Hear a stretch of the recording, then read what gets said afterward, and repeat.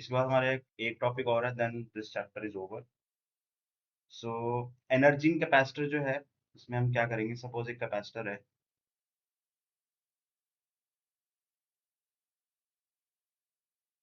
इसके क्रॉस हमने बैटरी लगा दी है, उसका पोटेंशियल है बी। एंड ये जो बैटरी है, इसको ये थोड़ा थोड़ा चार्ज दे रही है। ये जो बैटरी है, इसको थोड़ा थोड़ा चार्ज देके इसको चार्ज कर रही है, कैपेसिटर को। तो जब बैटरी इसको चार्ज देना शुरू करेगी और चार्ज है वो धीरे धीरे दे रही है, तो इसके क्रॉस जो पोटेंशियल होगा that will be a small potential. ये भी सर हम कर चुके हैं। ये कर लिया हमने। यस सर, कर लिया। Distribution of charge in capacitors, ये हमने कर लिया। डिस्ट्रीब्यूशन नहीं सर, ये नहीं करा। Distribution of charge in capacitors, यानी कि अगर हमारे पास दो कैपेसिटर है, एक C1 है, इसका चार्ज Q1, एक और कैपेसिटर है, इसका कैपेसिटेंस C2 है, चार्ज इसका Q2 है। हमने दोनों कैपेसिटर्स को पैरेलल कॉम्बिनेशन में ज्वाइन कर लिया।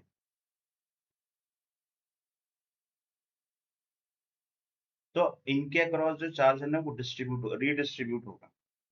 क्या मुझे कोई बता सकता है कि इनके अक्रॉस चार्ज है वो रीडिस्ट्रीब्यूट क्यों होगा? What is the reason?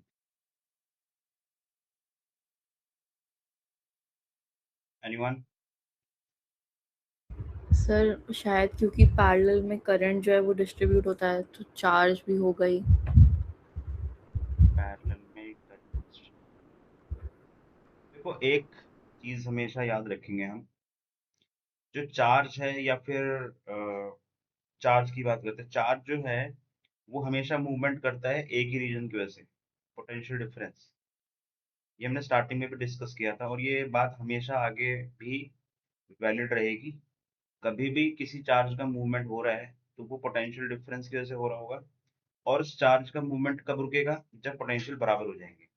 तो क्योंकि ये जो दोनों कैपेसिटर्स हैं, इनके पोटेंशियल्स अलग अलग हैं, और आपने इनको पैरेलल में कर दिया। पैरेलल में अगर कोई चीज कनेक्ट होगी तो उसका जो पोटेंशियल है वो बराबर हो जाना चाहिए, राइट?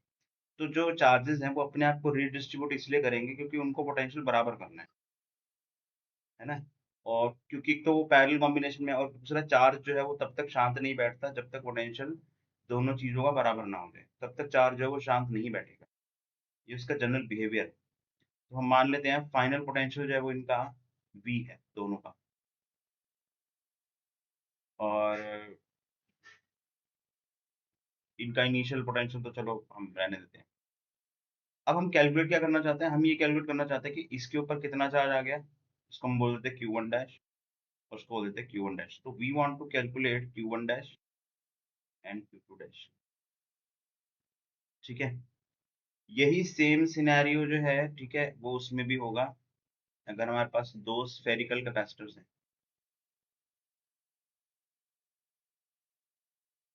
यानी कि इसका रेडियस हम R1 मान लेते हैं, R1, और इसका R2। इस पे चार्ज Q1 है, इस पे चार्ज Q2 है। अगर इन दोनों स्फेयर के ऊपर आपने चार्ज रखा हुआ है, तो और इन्होंने स्टोर किया हुआ है, तो ये भी कैपेसिटर ही हुए, राइट? और फिर हमने दोनों को जोड़ दिया कनेक्टिंग वायर से। दिस इज कनेक्टिंग वायर,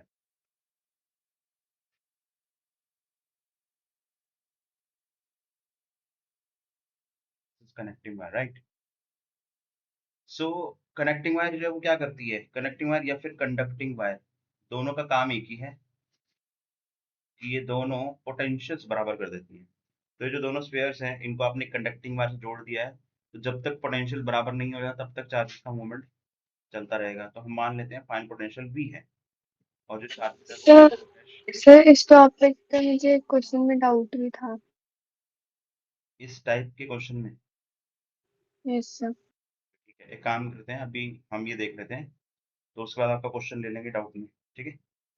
ठीक पहले है। थ्योरी इसकी पढ़ लेते हैं ना, आपको समझ में आ जाएगी कि क्या हो रहा है यहाँ पे।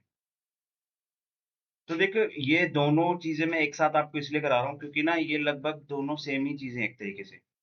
ये भी दोनों जो स्फेयर है इस पे आपने चार्ज रख दिया तो कैपेसिटर ही बन गए। फिर आपने दोनों कंडक्टिंग वाले जोड़ दिया मतलब पोटेंशियल बराबर कर दिया। तो यहाँ पर भी वही कर रहे हैं, दो कैपेसिटर हैं दोनों को पैरेलल में जोड़ दिया मतलब पोटेंशियल बराबर कर दिया। ठीक है, और हमें दोनों ही केस में क्या कैलकुलेट करना है कि दोनों जो ये कैपेसिटर्स हैं इनके ऊपर फाइनल चार्जेस कितना है ये हम निकालना चाहिए, और फाइनल पोटेंशियल भी हम निकालेंगे। Will also calculate we, Q1 dash Q2 dash तो हमने निकालना ही है। ठीक है, तो देखो कैसे करेंगे।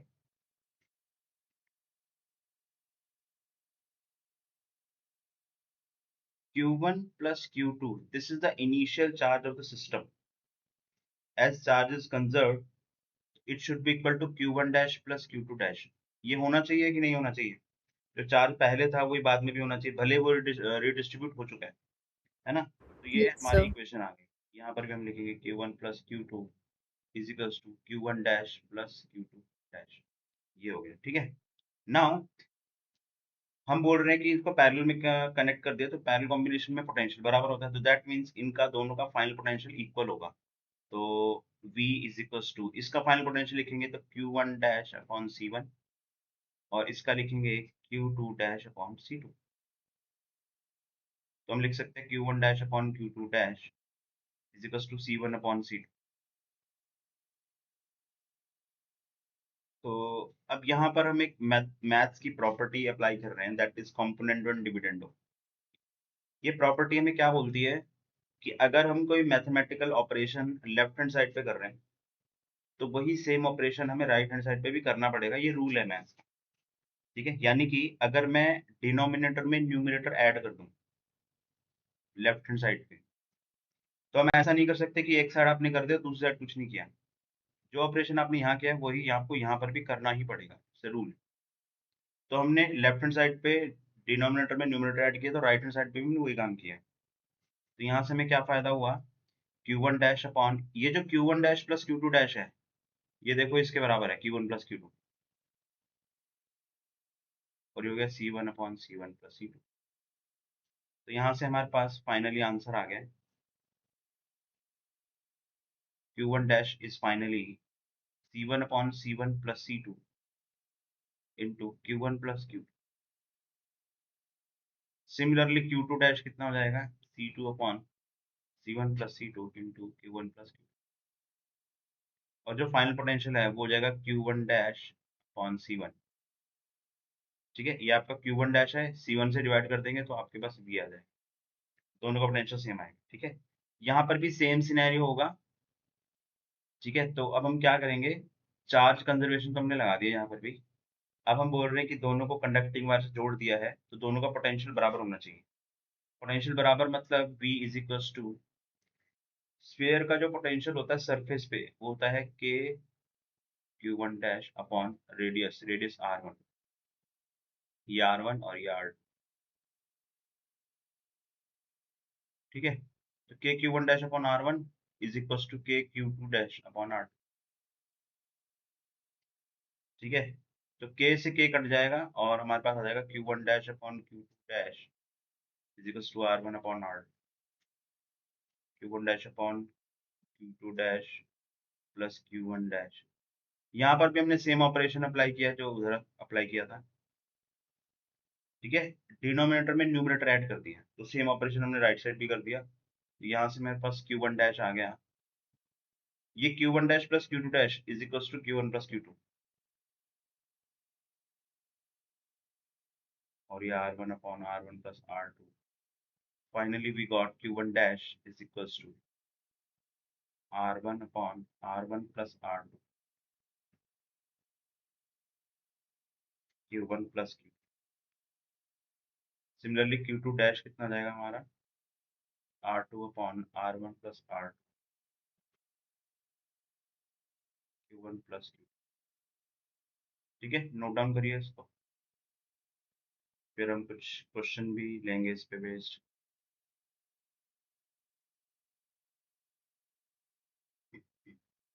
अच्छा, हमने डाइलेक्ट्रिक इन कैपेसिटर्स किया हुआ है, डाइलेक्ट्रिक इन कैपेसिटर्स यही करा सेशन। नहीं करा है ना? ओके। सर वैसे करा था हमने, मतलब वो बैटरी नॉट कनेक्टेड और कनेक्टेड वाला ना। अच्छा ओके ठीक है। तो लेकिन वो कॉम्बिनेशन ऑफ डाइलेक्ट्रिक नहीं करा, जहाँ तक मेरे को याद आ रहा है। Combination of dielectric is not done.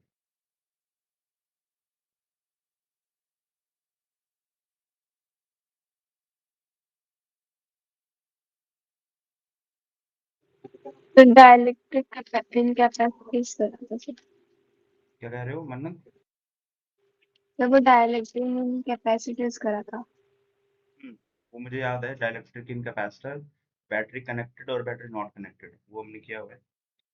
But उसके आगे भी कॉम्बिनेशन ऑफ डाइलेक्ट्रिक्स भी है, हमें करना है, वो याद आ रहा है।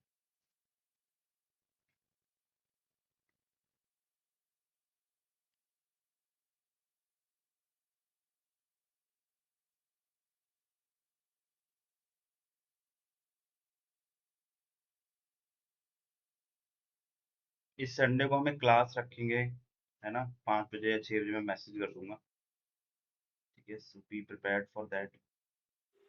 सर मैं नहीं कर पाऊंगी शायद। 5 बजे तो आपने बोला था।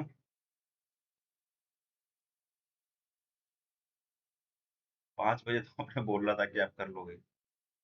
कहीं जा रहे हो मतलब, you have some other plans? Sir मेरा बर्थडे है एक्चुअली, तो इसलिए शायद प्लान बने तो नहीं पता, अगर नहीं बनेगा तो मैं पक्का अटेंड कर लूंगी। चलो ठीक है, मुझे बता दें ठीक है सर। सैटरडे को कि भाई सर हमारा प्लान है, देखते हैं फिर। सर तो 2 घंटे की क्लास हुई है, 1 घंटे की क्लास? हमारी एक क्लास मिस हुई है ना, तो अभी 1 घंटे की करेंगे। Yes sir. 1 घंटे ठीक की है सर। करेंगे संडे को।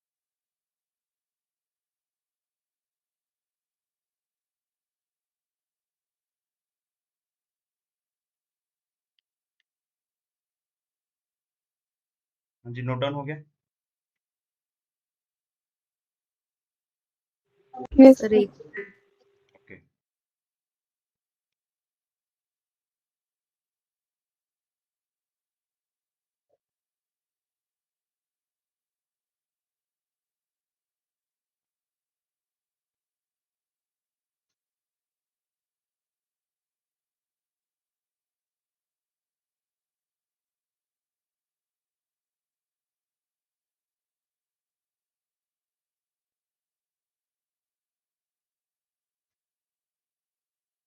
यस सर हो गया। अब देखिए इसी में ही loss of energy during charge distribution, ये भी पूछा जाता है।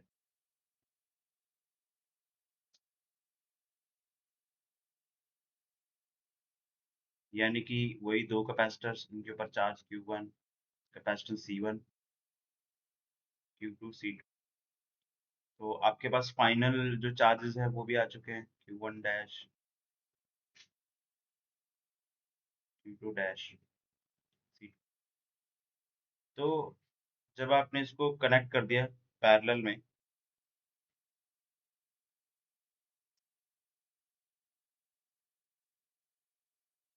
कनेक्टेड इन पैरेलल,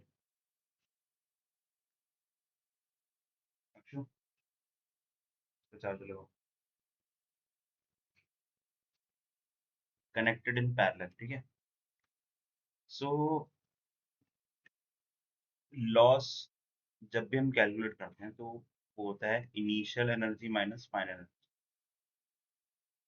याद रखिएगा, जब वो चेंज ऑफ एनर्जी की बात करेंगे तो फाइनल माइनस इनिशियल होगा, और जब लॉस की बात करेंगे तो इनिशियल माइनस फाइनल एनर्जी। यानी कि सिस्टम की इनिशियल एनर्जी माइनस सिस्टम की final energy, that would be loss of energy. तो यानी कि जब हम दो कैपेसिटर्स को पैरेलल कॉम्बिनेशन में लगाते हैं तो जब चार्ज रीडिस्ट्रीब्यूट होता है तो कुछ एनर्जी का लॉस होता है ना? वो एनर्जी का लॉस कितना हुआ वो हम कैलकुलेट कर लेंगे। किस तरीके से, देखो इनिशियल वाला जो है वो हो जाएगा हाफ क्यू और सी की टर्म्स में हमारे पास जो power, sorry, energy of capacitor होता है वो होता है Q² बाय 2C। तो हो जाएगा Q1² बाय 2C1, और ये हो जाएगा Q2² बाय 2C। ये इनिशियल एनर्जी हो गई सिस्टम की, माइनस फाइनल एनर्जी क्या होगी, Q1 dash square upon 2c1 q2 dash square by 2c, right.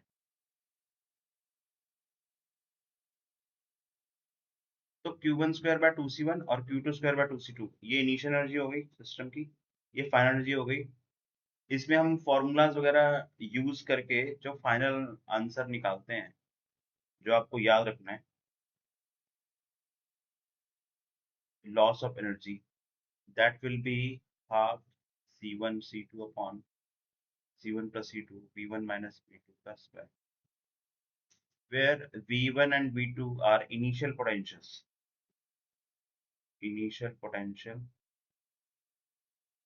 of c1 and v2 is initial potential of c2।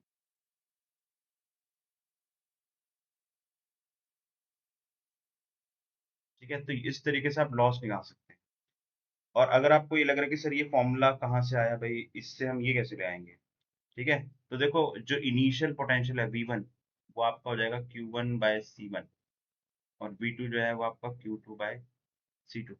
तो वैल्यूज आप पुट कर सकते हैं, है ना, उसके अकॉर्डिंग आप सॉल्व करके निकाल सकते हैं। q1 डैश और q2 डैश की भी आप वैल्यू पुट कर दोगे। चलिए इसको नोट डाउन करिए, फिर हम क्वेश्चंस पे आते हैं। एक क्वेश्चन भी करेंगे हम इस पे।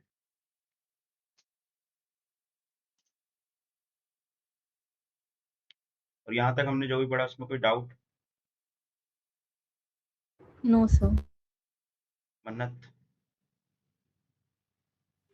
सर वो बस डाउट है, जैसे क्वेश्चन से कैसे यूज करेंगे वो आप अभी करवाओगे? क्वेश्चंस में कैसे यूज करेंगे वो तो अभी हम करेंगे।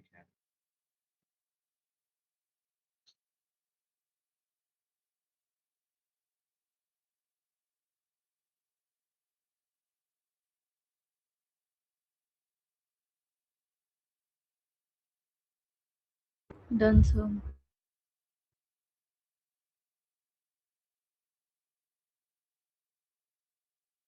अच्छा एक बात मुझे और बताओ, एक्स्ट्रा क्लास के लिए मेरे पास एक और दिमाग में आइडिया है। एक्स्ट्रा क्लास मंडे को आपकी क्लास होती है 7:30 से, है ना?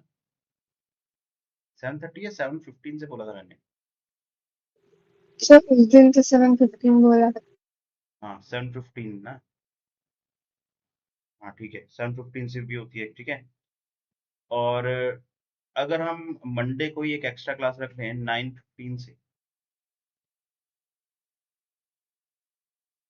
तो कैसा रहेगा? 9:15 to 10:15। ये मैं हर बार की बात नहीं कर रहा हूँ, जब भी मुझे एक्स्ट्रा क्लास रखनी होगी तो मैं रखूंगा मंडे को 9:15 to 10:15। जो हमारा रेगुलर शेड्यूल है वो तो सेम रहेगा, है ना, जैसे वही मंडे ट्यूसडे एंड थर्सडे वो सेम रहेगा। बट मंडे को अगर मुझे एक्स्ट्रा क्लास लगेगा कि मान लो सिलेबस जल्दी करवाना है, जैसा कि मुझे लग रहा है कि एक एक्स्ट्रा क्लास लेनी चाहिए मुझे, है ना, तो 9:15 से 10:15। अब आप कहोगे सर फिर आप 2 घंटे की ले लो, 7:15 से 9:15, है ना। मेरी एक्चुअली 11th का बैच है, वो 8:15 to 9:15 चलता है मंडे को। तो इसलिए मैं फिर जब सेकंड क्लास ले पाऊंगा तो मैं 9:15 पे ले पाऊंगा, ठीक है। तो ये भी हम एक कर सकते हैं, ठीक है। बताओ भाई मन्नत। सर उसका मैं कह नहीं सकती कुछ, क्योंकि वो तो डिपेंड करता है होमवर्क कितना है। होमवर्क कितना है? यस देखो सर, अभी बाकी देखो फिर मैं एक बात बताऊं, अगर मैं ये क्लास लूंगा तो फिर मैं संडे को नहीं लूंगा।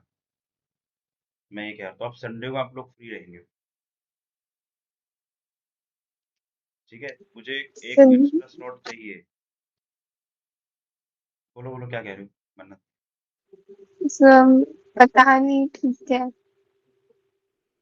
तो अब देखो फिर हम कैसे मैनेज करेंगे, मुझे ये बताओ। एक्स्ट्रा क्लास तो लेनी पड़ेगी ना, संडे को भी आप नहीं ले पाओगे फिर। याद नहीं सर, मैं ये कह रही हूँ कि अगर पॉसिबल हो तो मतलब जैसे कोई मंडे को बिजी है तो संडे को रख लेना, वैसे संडे को तो मंडे को, ऐसे उसके अकॉर्डिंग एडजस्ट हो जाएगा।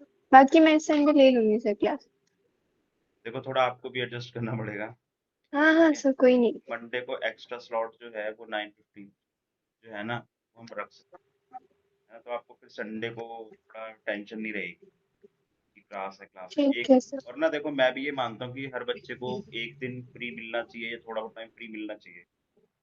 बार बार क्लास क्लास क्लास से बच्चे भी इरिटेट हो जाते हैं। ठीक है, तो मैं चाहता हूँ कि संडे को ना लेके मंडे को ही हम एक्स्ट्रा ले लें, अगर मेरे को जरूरत लगेगी तो।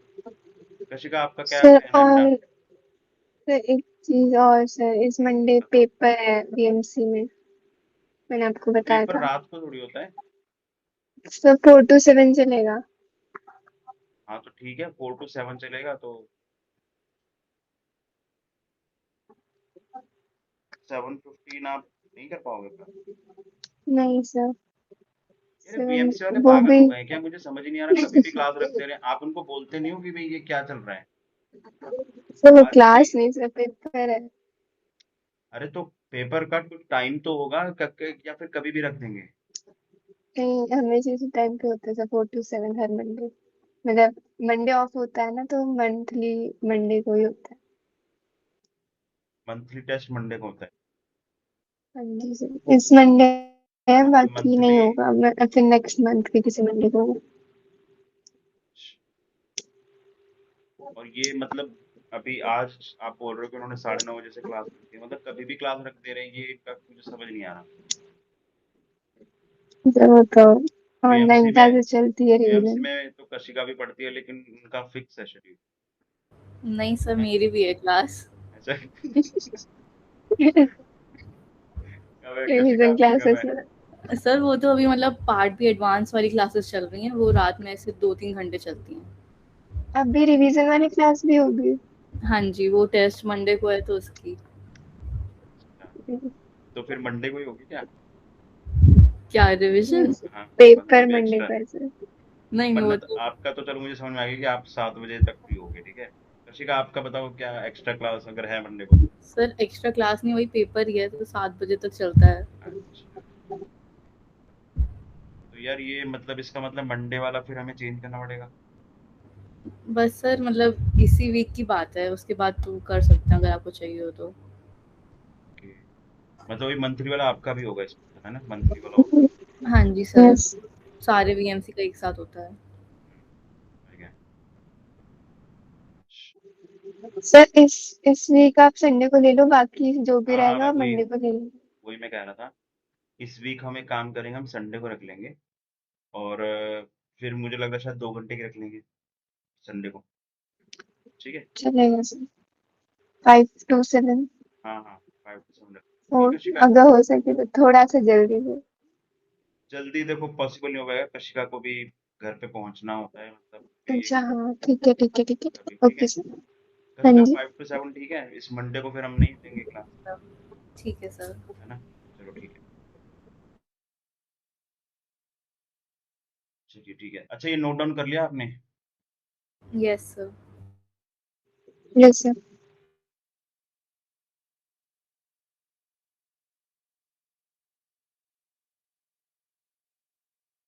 तो चलिए एक क्वेश्चन करते हैं हम, कि इस पे देखो क्वेश्चंस कैसे आएंगे।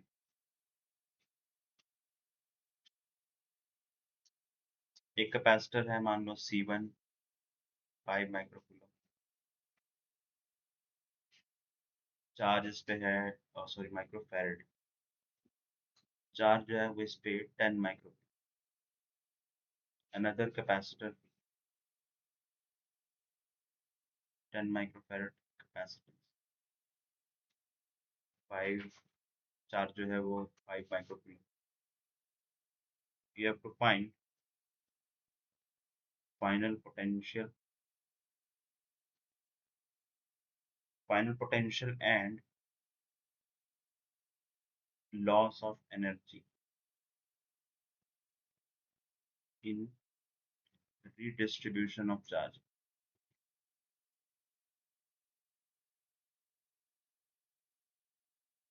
सर वो दोनों C2 और एक Q2 होगा। Q2 होगा, Q2। सॉरी, ये Q2 है, ये C2 है।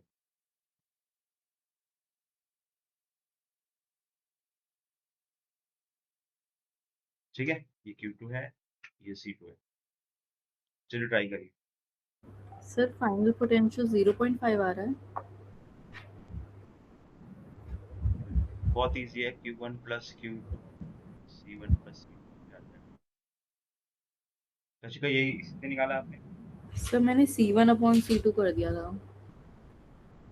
ठीक है, देखो जब भी इस टाइप का, अच्छा हमने इसमें ये चीज नहीं लिखा कि they are connected in parallel, लिख देते हैं they are connected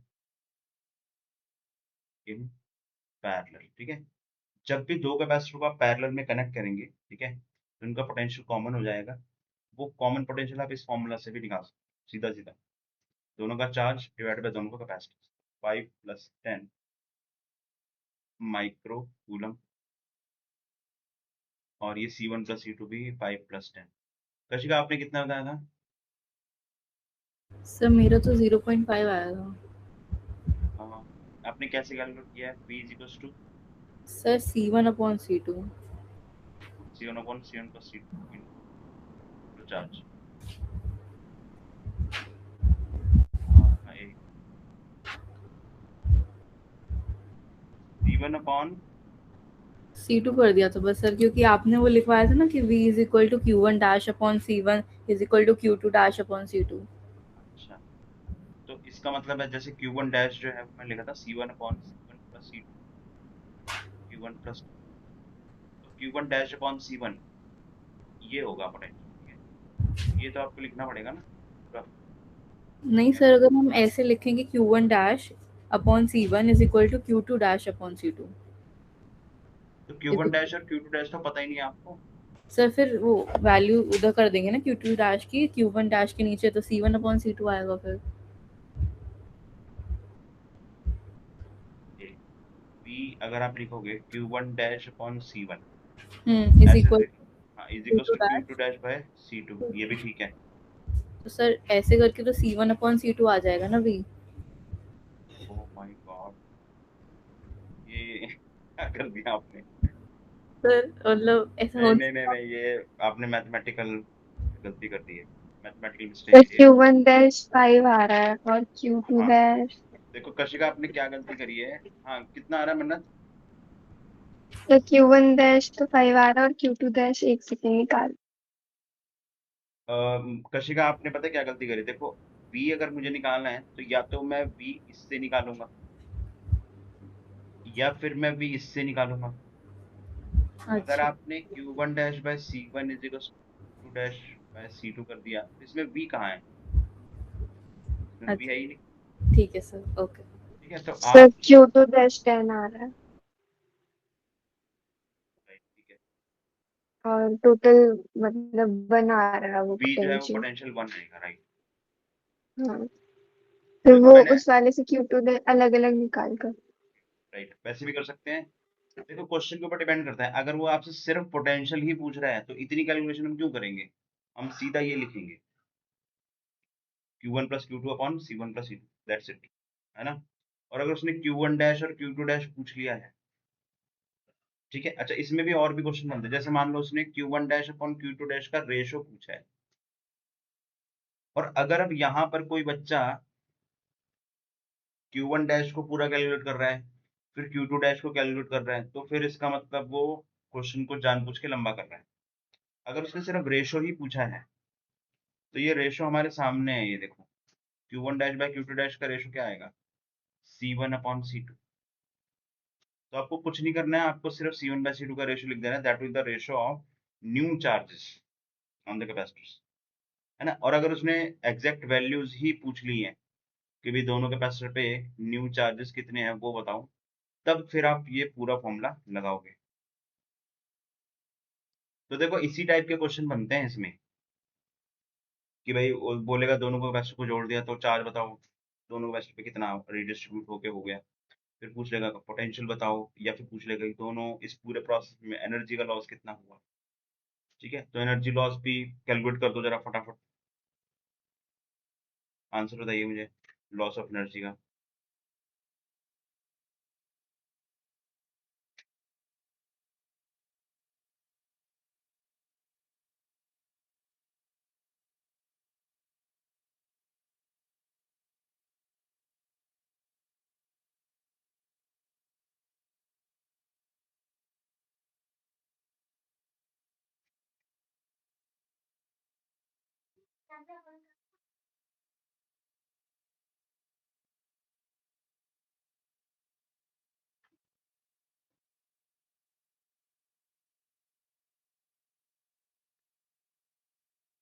some formula loss of energy का half C1 C2 by C1 plus C2 V1 minus V2 whole square ही है ना?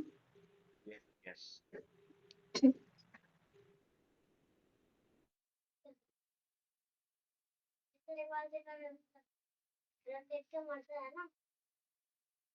ये भी बनाए राइट।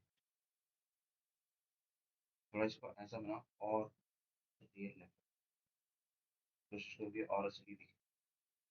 वैसे अपने आप आपने अपने आप सोच के बनाया, ये अच्छी बात है, गुड। लेकिन सोच कर बना रहे हैं ना तो और ऐसा बना रियल जैसा लगे।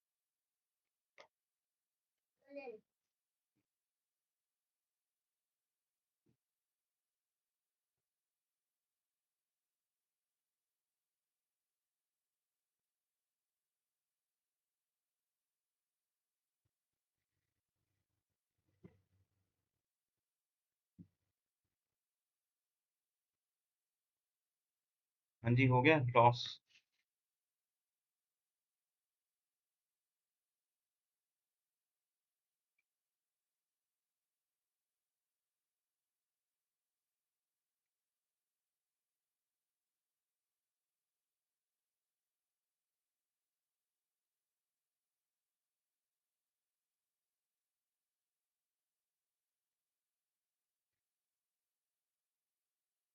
सर 41.67 आया।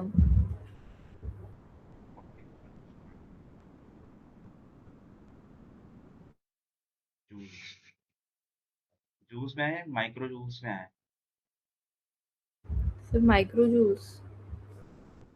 अगर आपने V1 V2 तो यार फ्रेश नॉर्मल यूनिट्स में ही आता है, और जो Q1 Q2 है अगर आपने माइक्रो किया है तो ये माइक्रो जाएगा। माइक्रो में तो नहीं करा है, मतलब माइक्रो में करा है, कन्वर्ट नहीं करा। हाँ तो फिर माइक्रो आएगा, क्योंकि देखो half C1 C2 upon C1 plus C2 V1 minus V2 का स्क्वायर, ये तो चलो नॉर्मल यूनिट्स में होता है। अब C1 C2 जो है इसकी यूनिट अगर आपने माइक्रो पुट करी, ठीक है, तो इसका भी माइक्रो होगा, इसका भी माइक्रो होगा, तो इसका माइक्रो तो इससे कट जाएगा, है ना। एक माइक्रो रह जाएगा, माइक्रो में 10⁻⁶ एक रह जाएगा। तो आपका आंसर आएगा ना, जो अगर आपने C1 C2 माइक्रो मतलब 10⁻⁶ उसमें नहीं पुट किया, तो आपका आंसर जो आएगा वो माइक्रो जूल में आएगा, यानी कि So 75/2 आ रहा है। 10⁻⁶ भी आएगा। ठीक है कशिका। Yes sir. हाँ, कितना आ रहा है आपका, मतलब अलग अलग आ रहा है दोनों का आंसर। 6 हाँ, yes 75/20 आ रहा है। 5/20, तो ये तो अलग आएगा। चलो ठीक है, देखते हैं। हाफ C1 C2 हमारा था 5 इंटू 10 10⁻⁶, और सॉरी 10⁻12, और नीचे 5 So मैंने इसको बट उसमें कन्वर्ट नहीं करा। किसमें।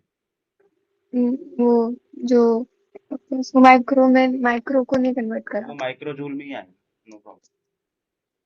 ठीक है।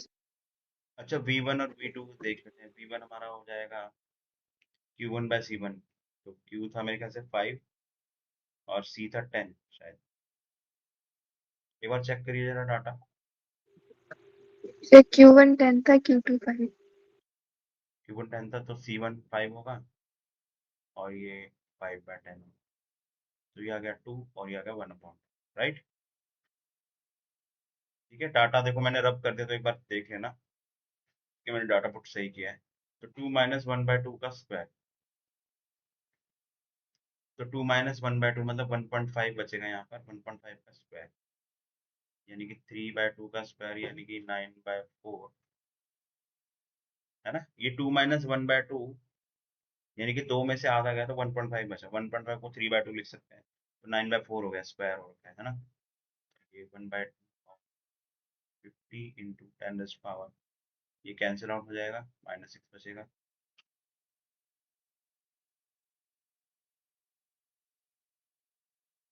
तो 3 5 जा 3 3 जा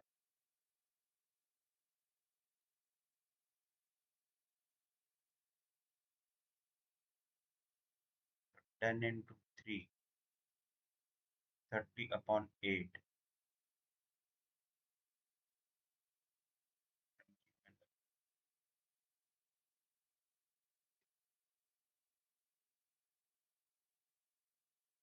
So in the मतलब half आ रहा है 15/4,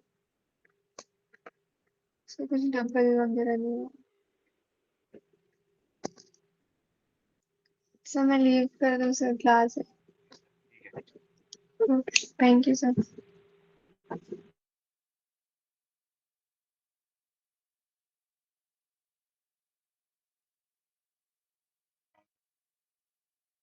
30/8 into 10⁻⁻6। कशिका आपने कितना था 440.5? सर 41.67 गलत आया था।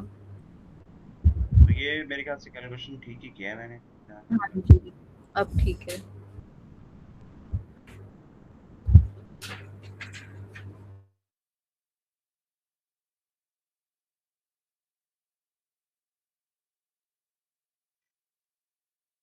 थ्री पॉइंट सेवन 3.7 into 10⁻⁻6,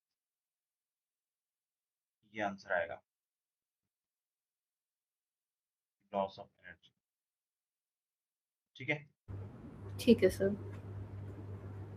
तो एक काम करते हैं, मैं आपको थोड़ा सा पढ़ा देता हूँ, जो आपकी क्लास में हुई थी ना, यस वो सर। वाले थोड़े बहुत चीज़ें मैं करवा देता हूँ। तो उसमें मेनली हमने वही जो स्पेशल सर्किट्स हैं वो किए थे। तो स्पेशल सर्किट्स में आपने जो लास्ट क्लास अटेंड की थी उसमें कॉमन पोटेंशियल वाले कर रहे थे हम, है ना? Yes sir. कॉमन पोटेंशियल वाला, वो एक सर्कल वाला जो होता है कॉमन पोटेंशियल वाला, वो हमने कर लिया था आपके सामने। Yes sir. तो उसके आगे फिर मैंने सिमेट्री वाला पढ़ाया था, symmetry symmetry complex circuits. Kashika, complex circuits होते कौन से हैं, बता सकते हो किसको हम बोलेंगे कॉम्प्लेक्स सर्किट? सर जो पैरेलल और सीरीज में डिवाइड ना हो पाए। मतलब जिसमें हम पैरेलल सीरीज डायरेक्टली नहीं लगाते। Yes sir. कई बच्चे सोचते कॉम्प्लेक्स का मतलब है जो सर्किट देखने में मुश्किल लग रहा है वो कॉम्प्लेक्स। ऐसा नहीं है। कोई सिंपल सर्किट देखने में लेकिन हो सकता है उसमें सीरीज पैरेलल ना लगे, तो उसको भी हम कॉम्प्लेक्स सर्किट ही बोलेंगे। Yes sir. तो इसमें सबसे पहला है इस टाइप से,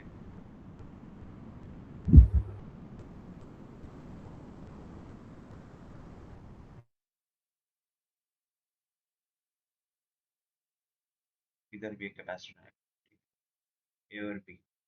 ये बीच में जो लाइन है ये आप मत बनाना, क्योंकि इसका मतलब शॉर्ट हो जाएगा। ठीक है, बीच में लाइन नहीं है, कैपेसिटर है ये। तो अब ये जो सर्किट हमें दिख रहा है ना, इस सर्किट का सी इक्विवेलेंट निकालना है ए बी के बीच में। ठीक है, अब सिमेट्री का मतलब क्या होता है कि अगर आपको ए और बी के बीच में इक्विवेलेंट कैलकुलेट करना है, और उस इक्विवेलेंट मतलब ए और बी का जो डायरेक्शन है वो हॉरिजॉन्टल है, इसके परपेंडिकुलर और एक मैं लाइन लगा दूं मिडल में सर्किट, तो उसके लेफ्ट साइड और राइट साइड सर्किट एग्जैक्टली अगर सेम है, एग्जैक्टली सेम होना चाहिए। एग्जैक्टली सेम का मतलब है कैपेसिटर्स का अरेंजमेंट सेम होना चाहिए, उनकी वैल्यूज भी सेम होनी चाहिए, है ना? ये सी सी, एवरी कैपेसिटर इज सी। अगर अरेंजमेंट अलग हुआ या फिर कैपेसिटेंस अलग हो गई, है ना, जैसे मान लो यहाँ C1 लिख दिया मैंने, यहाँ C2 लिख दिया, तो अब ये सिमेट्रिक नहीं है ना? सिमेट्रिक का मतलब है पूरा सिमेट्रिक, मतलब पूरा सेम होना चाहिए लेफ्ट साइड और राइट साइड। तो अगर ये कंडीशन फुलफिल होती है, उस केस में हम इस कैपेसिटर को और इस कैपेसिटर को रिमूव कर सकते हैं। ठीक है, तो इसमें ऐसा क्यों हो रहा है? क्योंकि इस पॉइंट का पोटेंशियल और इस पॉइंट का पोटेंशियल बराबर हो जाता है, मींस वर्टिकल कैपेसिटर्स के अक्रॉस जो पोटेंशियल है वो जीरो हो जाता है। तो जब इसके क्रॉस पोटेंशियल जीरो हो गया तो चार्ज यहाँ पर जाएगा ही नहीं। चार्ज क्या करेगा, यहाँ से आया इधर चला गया, इधर से आया इधर चला गया, वो इसमें जाएगा ही नहीं। तो इन कैपेसिटर्स को हटा सकते हैं। इन कैपेसिटर को हटा देंगे तो हमारे पास एक बहुत सिंप्लीफाइड सर्किट बनेगा।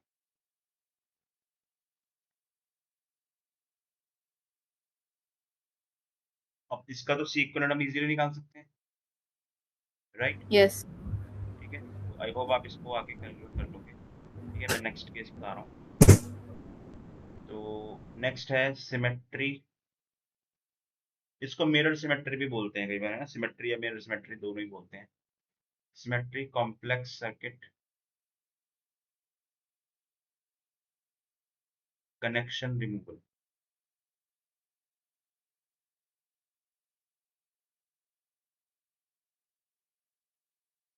कनेक्शन रिमूवल, ठीक है, symmetry complex circuit connection removal. अब इस जो ये वाला सर्किट है ये भी सिमेट्री के अंडर आ रहा है, और अब जो हम करेंगे वो भी सिमेट्री के अंडर ही आ रहा है, लेकिन सिमेट्री में भी दो पार्ट्स हैं। एक है कनेक्शन रिमूवल और एक है कैपेसिटर रिमूवल। ये वाला कैपेसिटर रिमूवल है, जो वर्टिकल कैपेसिटर हम रिमूव कर रहे हैं। तो हमें इस टाइप से सर्किट दिया हुआ है, ये है ए और ये है बी। सो सभी कैपेसिटर जो है वो उनकी कैपेसिटेंस सी है।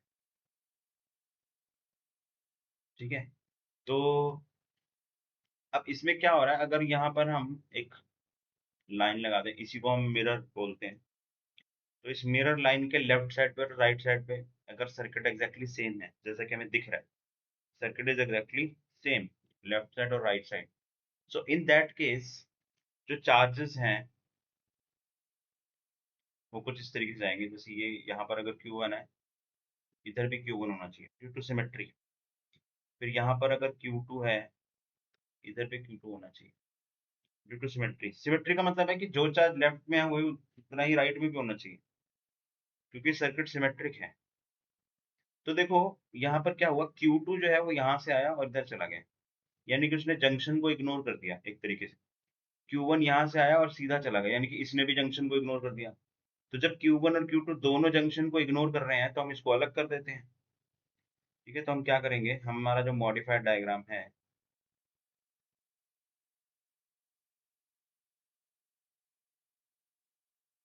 वो इस तरीके से होगा,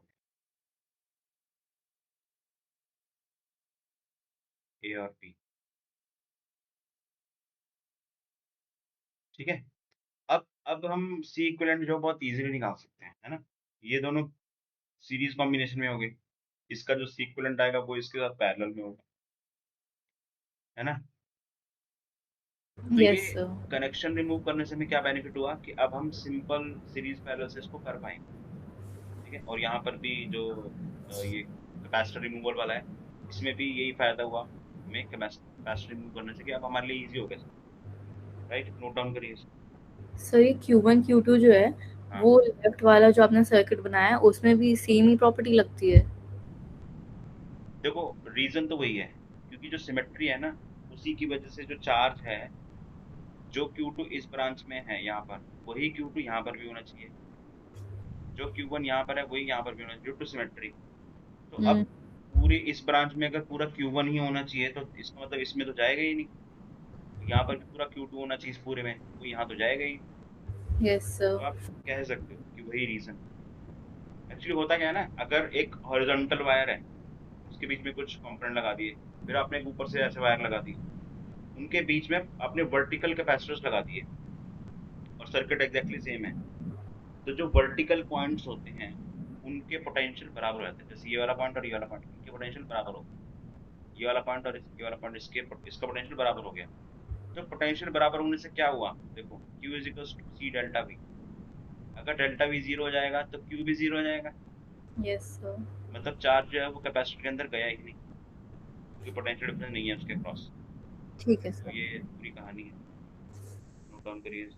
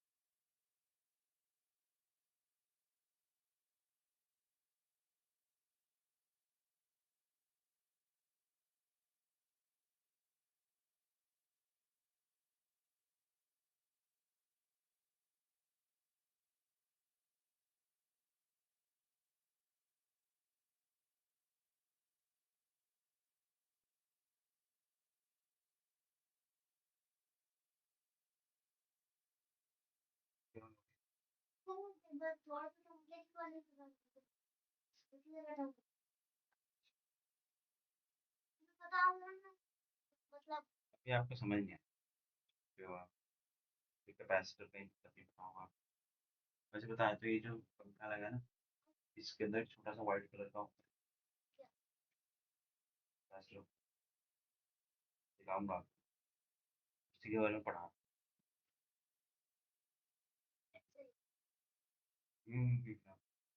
डन सर। ओके, और देखो नेक्स्ट हमने क्या किया था। एक हमने किया था Wheatstone bridge.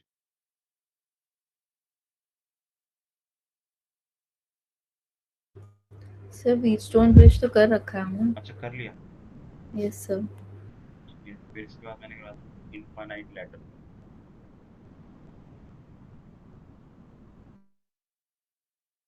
Infinite ladder circuit. तो इनफाइनाइट लैडर में कुछ इस टाइप का अरेंजमेंट होता है।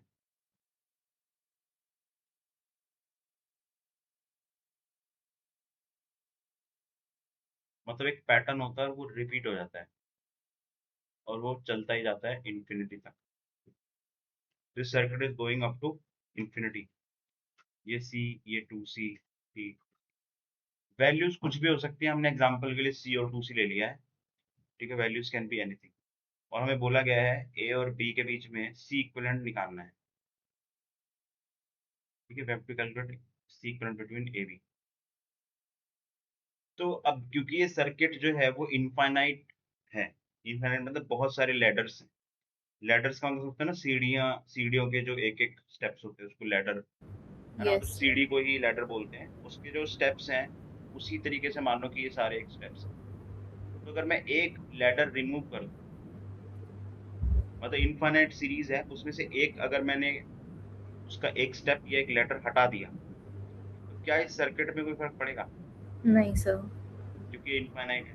यस जैसे सर। समुद्र में से पानी निकालोगे एक गिलास, तो समुद्र को कोई फर्क पड़ेगा नहीं, ऐसा ही इसमें भी। तो इस कॉन्सेप्ट को ध्यान में रखते हैं हम मान लेते हैं कि ए और बी के बीच में जो इक्विवेलेंट है अगर वो एक्स है, तो अगर मैं इतना पार्ट हटा भी दूं तो जो बचा हुआ सर्किट है वो अगेन सेम रिपीट हो रहा है, तो उसका भी एक्स ही होना चाहिए सी इक्विवेलेंट। अगर मैं ये ए और बी मान लूं, एक लेटर मतलब मैंने हटा दिया और फिर अगेन वही पूरा सर्किट रिपीट हो रहा है, तो इसका भी एक्स होना चाहिए। यस तो सर। यही चीज को ध्यान में रखते हुए हम, ये हो गया ए, ये हो गया बी, और ये हमने कैपेसिटर मतलब पूरी लेटर का इक्विवेलेंट एक्स माना है, वो हमने यहाँ लगा, है ना। मतलब इस पूरे सर्किट का ये जो रिमेनिंग पोर्शन है इसका हमने इक्विवेलेंट एक्स माना, हमने लगा दिया इस 2C के पैरेलल में। ये सी हो गया।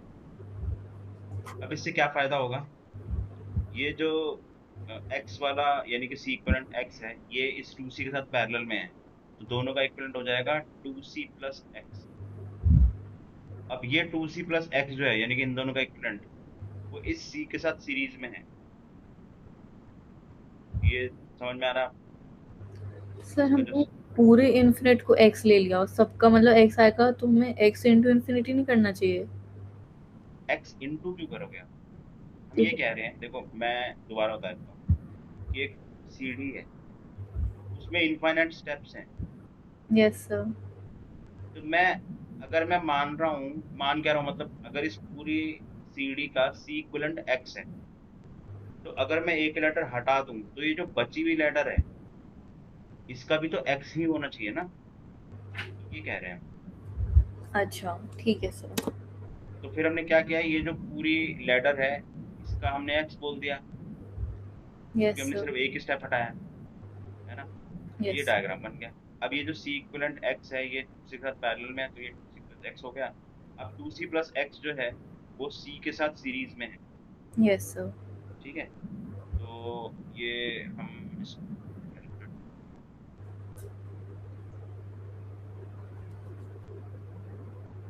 2C plus x into C upon 2C plus x, ये कितना हो जाएगा, 2C square plus x C upon 3C plus अब ये इक्विवेलेंट किसके बराबर है? ये भी x के बराबर है, क्योंकि इस पूरे सर्किट का जो इक्विवेलेंट है वो किसके बराबर है? x के। x के बराबर। तो हमने इस पूरे को फिर से x के बराबर लिख दिया। और एक काम करते हैं, हम सिंप्लिसिटी के लिए c को 1 ले लेते हैं, 1 माइक्रोफैरड।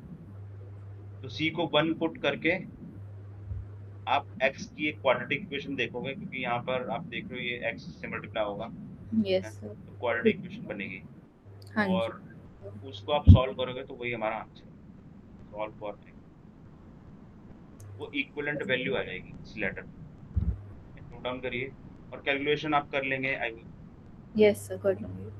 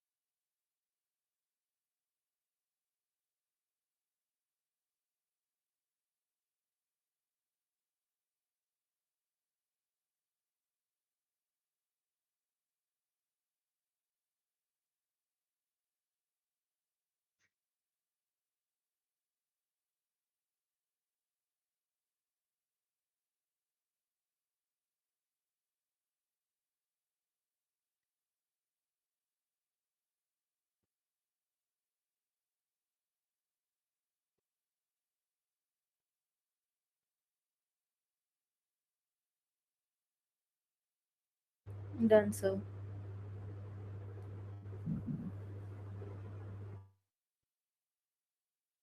और कॉम्प्लेक्स सर्किट्स में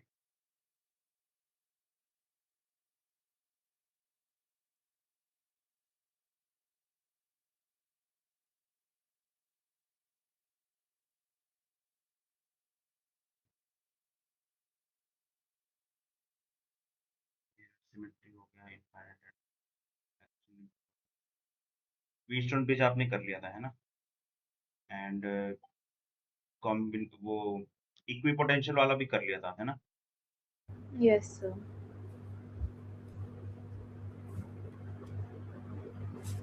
चलिए ठीक है, तो आज की क्लास यही खत्म करते हैं। उसमें एक आध कोई शायद और कुछ मेरे को अभी याद नहीं आ रहा मैंने क्या करवाया, तो मैं आपको वीडियो भेज दूंगा, आप एक बार उसमें देख लेना। अगर उसमें वीडियो में भी कोई चीज़ अगर नहीं समझ में आ रही है तो मुझे बता देना, मैं क्लास में समझा दूँ। Okay sir. चलो। Thank you sir.